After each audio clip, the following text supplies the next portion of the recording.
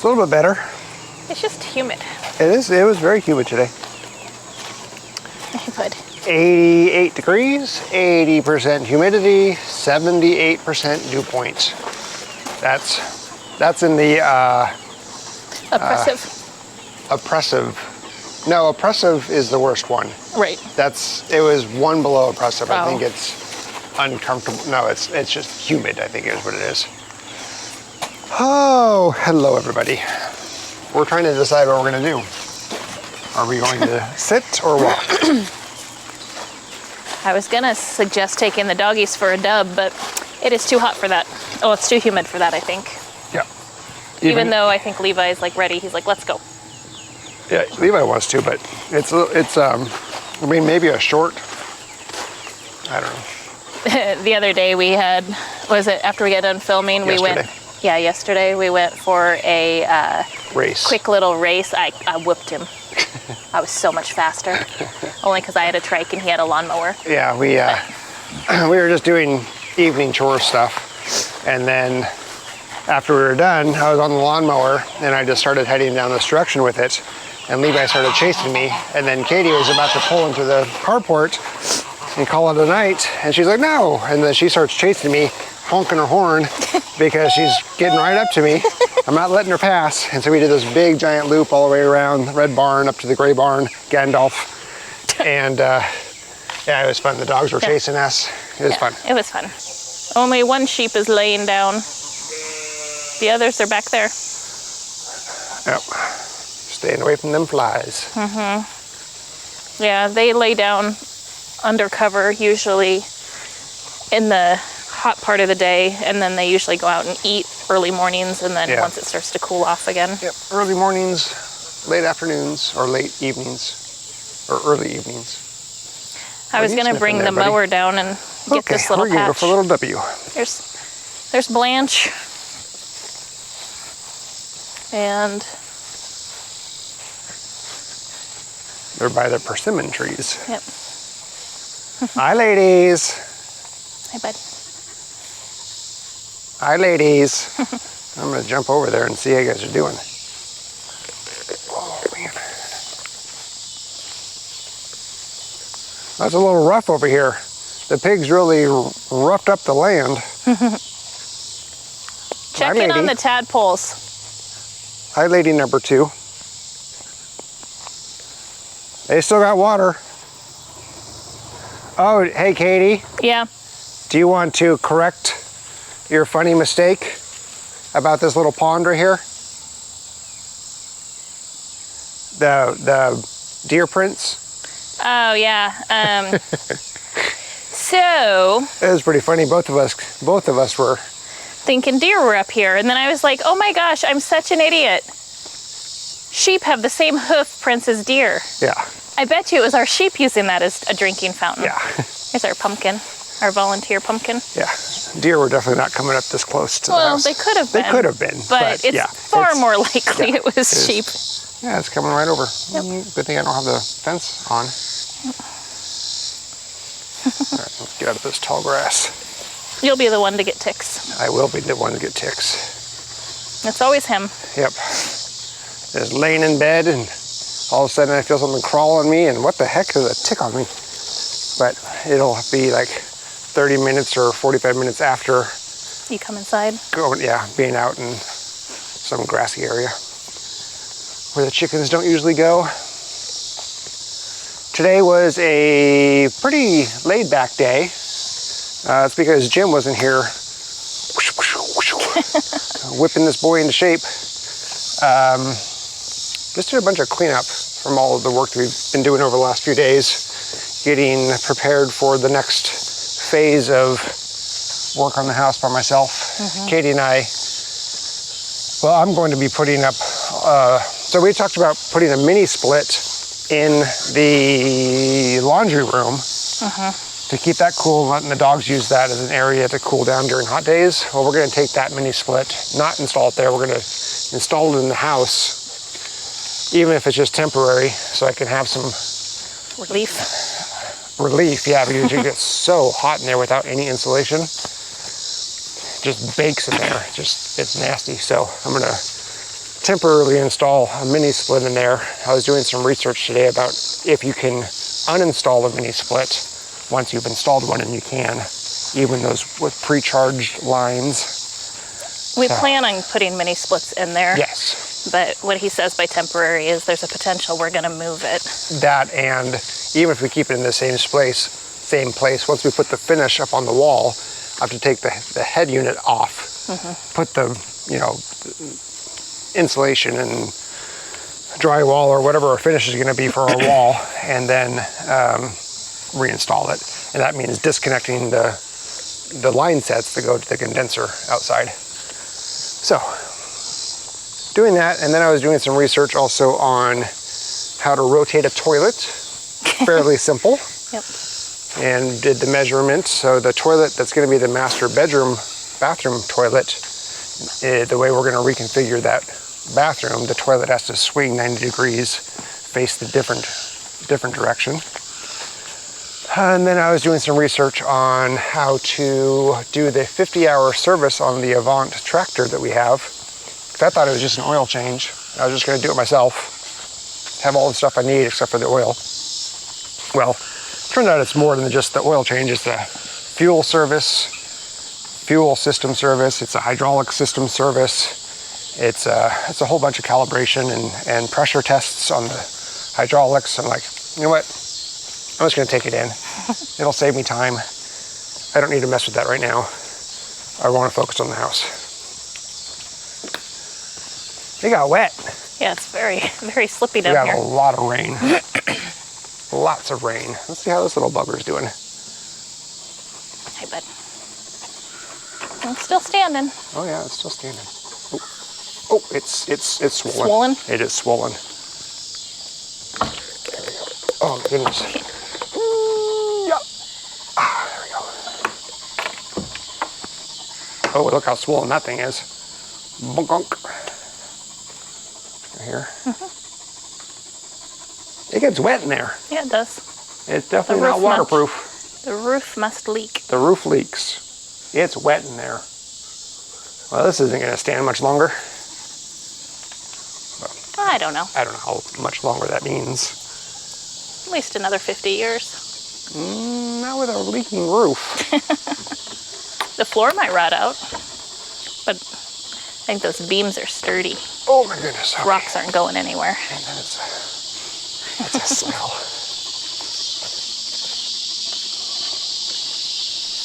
Yeah, it's not pleasant. Not a pleasant smell. How was your day, love? It's fine. It was, work. Yep. Meetings. Any more impromptu? Nope. Hey, can you join this 4-hour session? Thankfully, no. Good. Hopefully that never happens again. No more surprises. Hey, there's, getting some things moved around on the schedule and adding some fun items to the events, like some crazy receptions and mixers and things that I don't normally get to do. Nice. Because Something different. yeah, switch it up, not just do the same old thing. Yeah.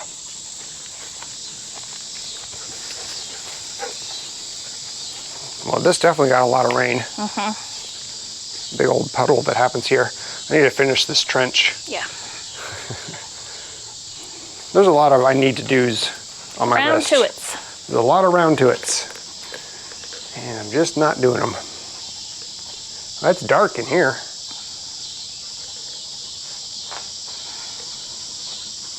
It's interesting that they actually had power out here at one point. Yeah, I wonder which way it came from. I'm guessing it came straight from the gray barn. Straight I through. don't know. Yeah, good question. I don't know. Because they probably electrified those paddocks that are in between the two barns.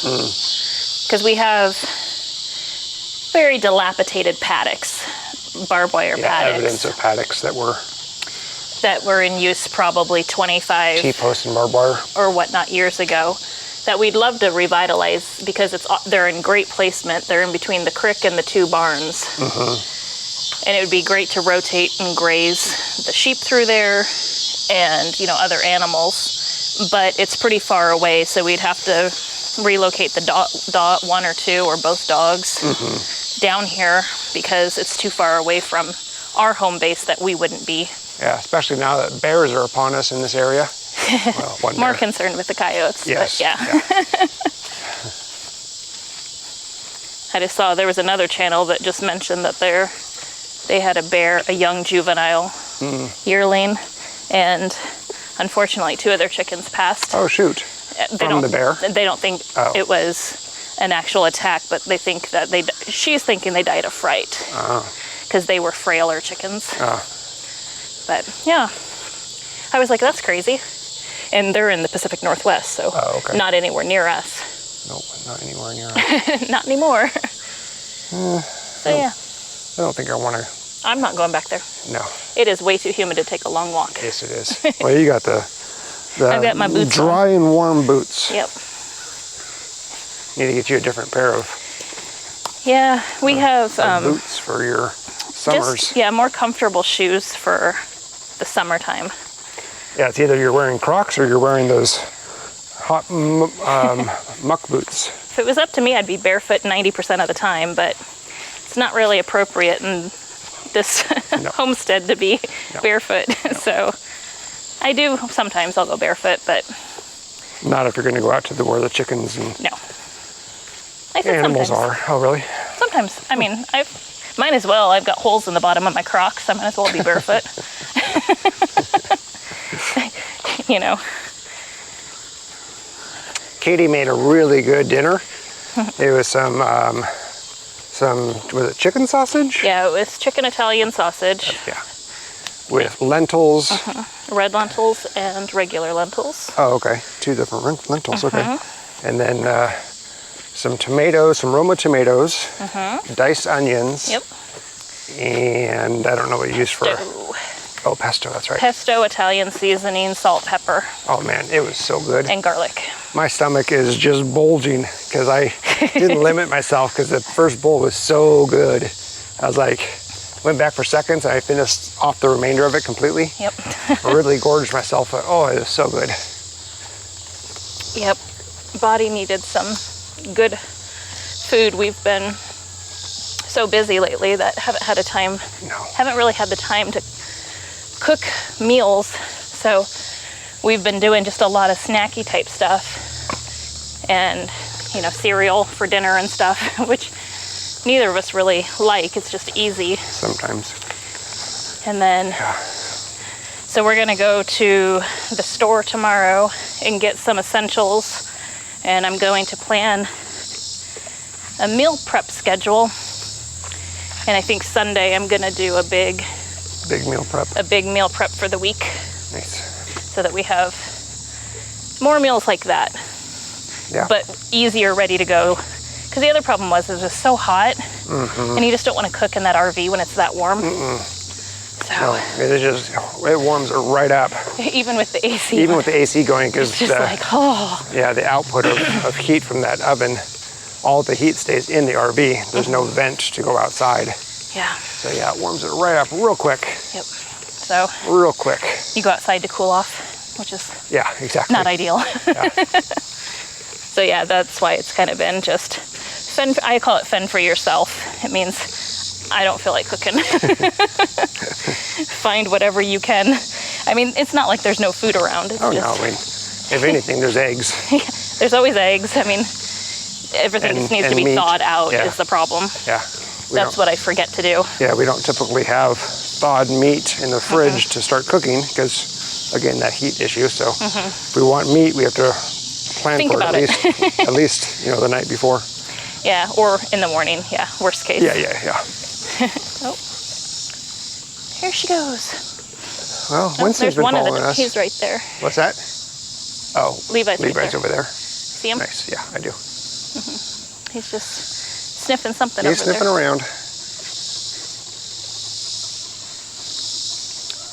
And today, when I was trying to figure out the mini split, he's going potty. Whether or not I could install and then uninstall and reinstall mini split, or if it was just a one-time install and that's all you get, I came across various different companies that make solar-based mini splits where they run. It's a hybrid setup, but you can run 100% on solar panels and still have the same performance as if you had plugged in, but it also has plugs, so you can still run it off of your grid power when the sun goes down.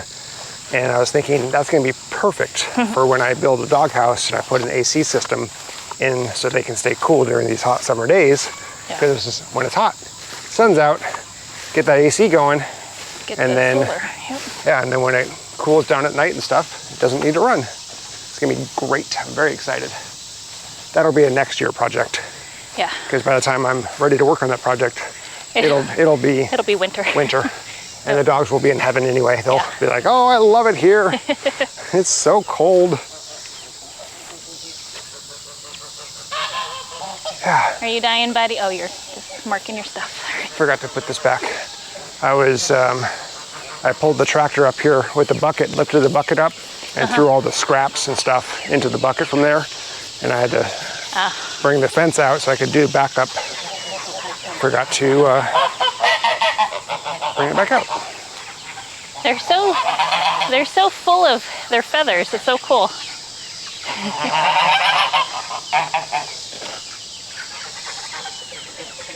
Whew. Oh, it's hot. Oh, did I show you that we got the chicks out from the brooder? I saw that. From the inside brooder, so we have no more chicks inside now. No more chicks inside. Yay. These Which guys is fantastic. in the chicken tractor will be moved shortly. They ate all their food. They still got water.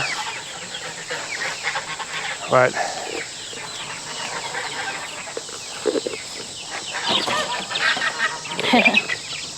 mostly cochins, and these are the ones you can see they've got little spots of missing feathers. These are the ones that Mama didn't accept, that I tried to put under them, and they pecked them. We removed one of the wooden panels from here so that way it could be more airflow. Well, they started pecking all of the screen off. So I put the hardware cloth there for them. But these guys are going to come out and go into the tractors. Yep. And the tractors are going to go in there. Between the beaver coops, and those are going to go up to the pond. And I think we're going to start some of that tonight. Hopefully. I just need to add some perches to that. Oh, perches. We're waiting on the perches. Yeah. Okay, so we're not doing that tonight. So that was the plan, is to get some perches into that. And then all of those guys in that middle one will get moved, plus the free range ones that are over in this area. That aren't part of our free range group. They'll all get moved up there with the Buckeyes. So it'll be 3 different groups all getting combined into one with a netting. And then what that'll do is it'll free up that little area. And what I'm going to do is I'm going to take the front panel off, take the tractor, get all of the deep bedding out of there, clean it up, and then we'll put the smaller birds in there. And so it'll just be a little bit of a project. Yeah, but it's a bit of a project. It shouldn't be too hard. Yeah. Catch the birds at night, do the thing during the morning or during the daytime, and then move the tractor moves will be super easy. I was using the tractor today, and I was using the forks, and I forgot about taking these remaining 2x8s, put them in the back of the truck to do a return at Lowe's, because they're really bad 2x8s. They have really bad camber in them or really bad knotting, so I don't want to keep them for future projects. Oh man, last night after we got home, it was so bad. Like the weather turned like crazy. We heard this loud crash and we both were like, what is that? Turned out it was one of the metal covers that we have over the brooders to keep the rain out. And it went flying. And so we come out and like the trees are bending. It was a really, really crazy windstorm. And so we actually used that wood to put over all of the different. Yeah, the weight of the 12-foot 2x8s kept everything down through that wind. Thankfully, it was a short thunderstorm. Yeah, there's one more piece of that foam board that got blown. That's kind of today's update. So you're seeing this on Friday. So tomorrow you should see a video from Kraemer Life for installation of the beam. That'll be coming out on Saturday. So we're like a week behind on our videos, but it's okay. So I think that's it. All right. We'll see you tomorrow. Okay. Bye.